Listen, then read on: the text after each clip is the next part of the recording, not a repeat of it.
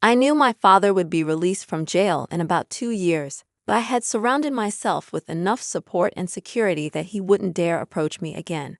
Finally, I had found peace, a tranquility I hoped to carry with me for the rest of my life. After that horrifying incident, life slowly began to regain its normalcy. About a year later, I found myself immersed in the everyday routines. 6 months after the incident, I met someone special through a dating app, and we grew deeply attached to each other. My business prospered, and everything seemed to fall into place. The police station where my father was incarcerated repeatedly called, urging me to talk to him, to accept his apologies. I paid no heed. After all he had done, second chances weren't something he deserved. Fast forward 2 years, and I found myself getting married to the same wonderful man I had met on the dating platform. My fiancé was everything I had ever wanted. He knew about my past, supported me in every decision, and made it his mission to ensure my happiness and comfort. During the wedding, in the absence of a father to walk me down the aisle, my best friend's father, the man who had welcomed me into their family, did the honor. I felt an overwhelming sense of gratitude toward all the incredible people in my life. They had helped me heal and move forward. However, as the celebration continued, we were interrupted by a commotion at the main entrance. Rushing there, I discovered a man attempting to force his way into the wedding uninvited. I instantly recognized him. He was my father. His yelling and curses sent shivers down my spine. When his eyes met mine, he uttered, "My sweet daughter, I wanted to meet you for so long. Come to your father." His words felt like a nightmare, and before I knew it, everything went black and I lost consciousness. Upon waking, my husband was by my side, reassuring me that my father had been taken to a mental hospital. He wasn't mentally well and had been diagnosed with several issues. My husband promised that I would never have to see him again, even suggesting we could relocate if it made me feel safer. The relief I felt at the prospect of never seeing my father again was indescribable. My husband and I moved, and together we ran our businesses. Besides occasional short trips, we mostly worked from home. I had spent my life searching for peace, and finally, I had found it with my new family. Having faced similar challenges with difficult parents, I understand the struggles you've endured. You were never the one at fault in this situation. I hope you always find peace and happiness. Best of luck. Your father's actions were despicable. He deserves to be in jail indefinitely. Who treats their children this way? I'm so glad you've escaped that nightmare, and your father is the only one to blame. Wishing you endless peace and love. Now let's dive into the second story. I am a 25-year-old woman who owns a beautiful 4-bedroom house. I purchased my house when I was 23. After allowing my business partner to take our shared assets in exchange for $600,000.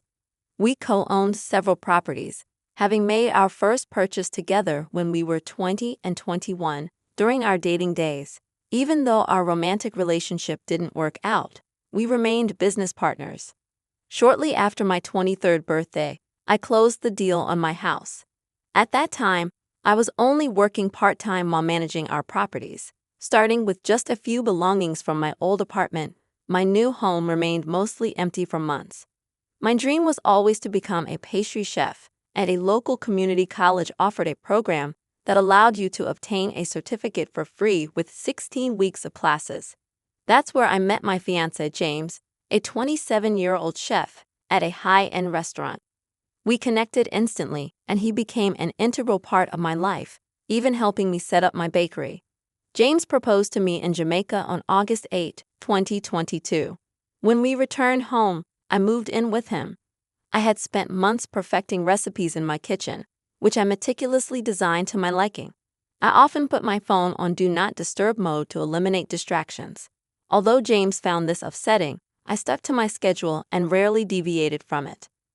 About a week ago, I missed several calls from James because my phone was on DND and he couldn't reach me. He suggested having a key to my place for emergencies, but I declined, explaining that I needed time to adjust to living with someone. Recently, I noticed he had a spare key in his car, and I immediately changed the locks with my brother's help. During dinner last night, I confronted James about finding the key. I assured him it was useless now that I had changed the locks. We argued, and we haven't spoken since. Am I being unreasonable? My father cast me out of our home, leaving me to struggle for 4 long years, unjustly blaming me for money stolen from our house. Now he's back, claiming he wants to meet and has an apology to offer along with an enticing proposition. I couldn't help but laugh in his face. I've never liked my father. His past actions are the root cause. Sure, parents scold their children for mistakes, but my father cursed my very existence. After my mother's death, he spiraled into madness, and being his only child, I bore the brunt of his erratic behavior until I turned 18. I was terrified of him. One night, he burst into the living room, accusing me of theft, grabbing me by my hair and throwing me aside. I wept as he hurled insults, insisting I'd stolen from him. I pleaded my innocence, but he wouldn't listen. The argument escalated until he demanded I leave. When I protested, he slapped me once more and cast me out with nothing. No food, water, clothes. I found refuge at my friend's house, whose parents welcomed me with open arms. They became my new family, offering support and shelter. Despite their advice, I didn't report the abuse. Some twisted part of me didn't want to hurt him further. Looking back, I realized I should have taken that step. Now, 4 years later, I'm a successful businesswoman heading a security company. I found myself face to face with my father, who, unbeknownst to him, was about to discover my achievements. He apologized, attributing his actions to his struggle with my mother's death, professing his love and desire for my happiness. I listened silently, waiting for the catch. His proposition came: a job and a share in his small manufacturing company, assuming I was jobless and struggling. I couldn't contain my laughter. In between my fits of laughter, I shared my success story, revealing my thriving business empire. His dumbfounded expression was priceless. As I stood to leave, I warned him never to contact me again, making it clear I wanted him out of my life for good. As I walked away, a smile crept across my face. It was cathartic to release all that pent-up frustration. That man had never truly been a father to me, so finally feeling happy was a welcome change. But, at times, I couldn't help but wonder if I'd been too harsh on him. Life continued as usual after that peculiar meeting. Then, one day, my father called, his voice tinged with desperation. He begged me to take him in, shedding tears and repeating his apologies. He admitted he shouldn't have treated me so poorly and that I deserved better. His transparent attempt to get a piece of my success wasn't lost on me, so I hung up the call without a second thought. Weeks later, my company had an opening for gatekeepers. I wasn't personally involved in the hiring process, so I didn't pay much attention to it. But as fate would have it, one day while entering the premises, I saw my father working as one of the gatekeepers. My mood soared, knowing he had ulterior motives, but I decided to let it be, as long as he didn't cause any trouble. Late one evening, I was leaving the office building when I noticed him waiting at the door. I initially ignored him, walking toward my car. However, he called out to me with a sad and apologetic expression. He tried to apologize again, but when I declined, he grew visibly angry. He reminded me of the past, the way he used to hit me, and accused me of having the audacity to speak to him this way. I was horrified. Childhood memories flooded back, leaving me frozen. Before I knew it, he was charging toward me, striking me once more. I screamed at the top of my lungs, and some of the security guards rushed to my aid. I shot him a withering look and promptly informed him that he was fired, promising to report the incident to the police. Given my public standing, the police took my complaint seriously, resulting in his imprisonment for about 2 years and hefty fines. I also disclosed the childhood violence to the police, which only exacerbated his punishment. His face haunted my worst nightmares. Just when I thought I had escaped my traumatic past, this incident triggered a flood of memories.